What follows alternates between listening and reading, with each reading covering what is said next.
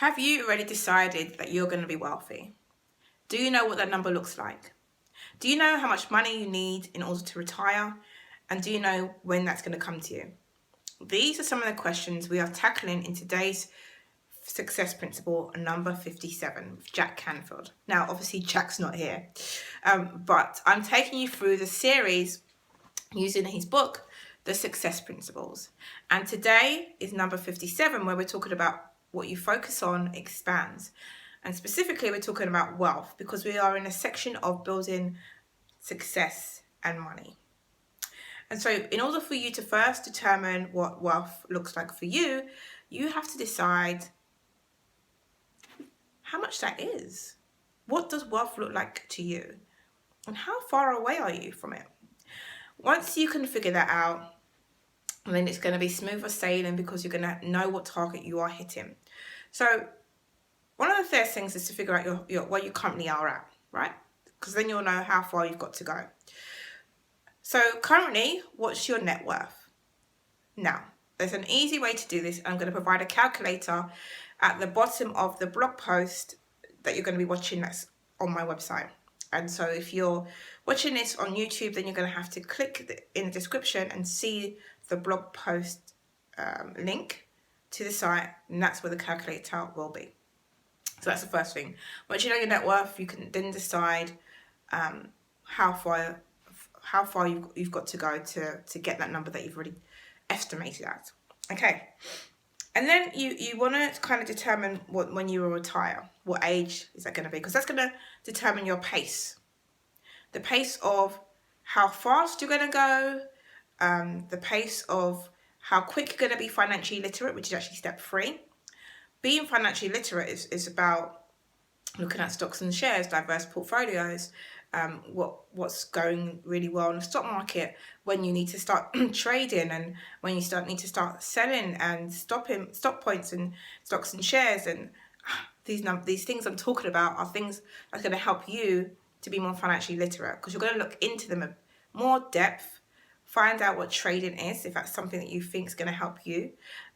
Obviously, as well, you can invest in companies, you can invest in property, you can invest in a whole range of different things that's going to give you the return on investment that you're seeking. Now, there's quick ways to get a return on investment, but that means there are higher risks, because perhaps you're going to have to put more money into them and perhaps they're not as secure. Now, the lower stages of investments might be give you a little bit of return, but at least they're safe and secure, right? You can do trading using your bank. You can do trading using an external party. The bottom line is getting financially literate will help you decide which is the best course of action for you. Becoming aware of what you're spending is really an important thing as well. Like, if you're spending lots of money in a specific area in your life, then maybe there's times when you have to look at that and say, am I prepared to compromise on that, or am I going to raise what I'm currently doing, increase what I'm currently doing to make sure that my lifestyle can support that the money that I receive can support my lifestyle, rather, because that's really important, right? Because at the end of the day, you people say there's a goal that you're going to achieve right now to be financially stable and live a lifestyle you want, but there's going to be a different one that might be in the future. So there might be a short, medium and long-term type goal with your wealth, and some of those short, medium and long-term goals might include you having non-negotiables, like I do not spend less than this amount of money on food, because food's really important. If I don't have the right food, then I will end up not performing as well as I could and showing up and having the right energy. All those things are important, right? So we're looking at being financially secure, so that you can have that financial freedom, and perhaps sacrificing a few things in the meanwhile, or just investing in a portfolio of funds that are going to help you to increase your money. So what does wealth has many aspects, right? So I'm moving on to that empowered wealth quadrant that Jack Canfield talks about in this book. And there's 4 quadrants. I think that's how quadrants work anyway. and it's called the Empowered Wealth System, that was devised by Lee Bower, the founder of Empowered Wealth. And he talks about 4 different parts. So human assets, as in the richness and love that you have in your life, the family, the health, the spirituality, happiness, well-being, ethics, your morals, character, values. Then there's the intellectual assets, so your wisdom, your relationships, your ideals, so your ideas, your skills, your talents. And then we're talking about the financial assets, cash, stocks and shares, retirement plans, businesses. And then last but not least is the civic assets, the contributions and what you give, like the private foundations, the charitable contributions. So those are the empowered wealth quadrants. And it's really helpful for you to have a balance in that. Because that's what a wealthy family is made up of. It's this nice, harmonious balance. And it's deciding what assets are most important in those quadrants and which ones you're going to be passing on to family members, to friends. Because let's face it, if you don't have human assets like values that you live by, ethics and morals, when it comes to the wisdom, it's going to be really affected, right? When it comes to life experiences, that's going to be probably diminished as well.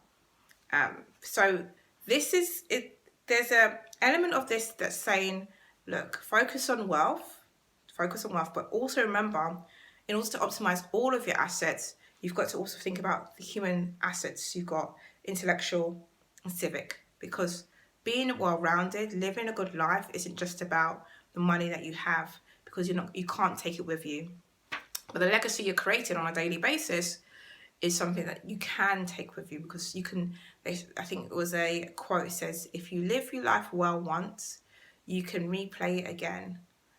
Probably not verbatim, but I mean, it's just having good mindset now, a good way of living, a clean way of living, even a Zen way of living, so that you feel like you've contributed to the world, not just consumed. So think about how you can optimize your assets so you can build them. But again, the actual calculator to start with the net worth, and then knowing how much you want for or need for retirement is going to help you start this off. Another resource is Rich Dad Poor Dad.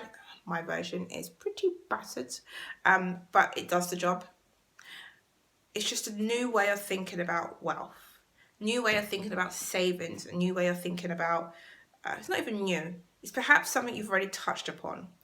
And another person that's, I can't remember his name now, so I'm not even going to mention it, but I'm going to put it in the resources below for you to check out in terms of wealth, because when I started to read his work, it shifted my mind, and it actually made more sense than probably other things I've read before, and it helped me manifest things with more ease, and actually have a really good relationship with money, which goes back to the success principle about being a conscious money maker, or being conscious relationship with money.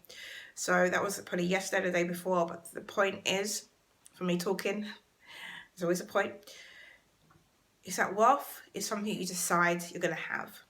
And then you make conscious decisions every day to invest your time and energy into things that are going to build wealth. Wealth with your health, wealth with your human interactions, wealth with your society that you live in, and everything else in between. It's not just this one-dimensional thing, as in money in the bank. In fact, research has shown that money in the bank actually doesn't really make somebody feel wealthy. And if you want to know more about that, then I'm going to post a link to the blog post so that you can learn more about what I've been learning as well. That's going to help you probably to shift as well. So thank you for watching. I appreciate you. I appreciate you watching and taking the time and writing up notes or whatever else is going to help you to move forward. There's also a training about the fly method, which I did a couple of years back, and it might help you as well to shift the way that you're thinking about building wealth and what you're doing every day. So thank you for watching.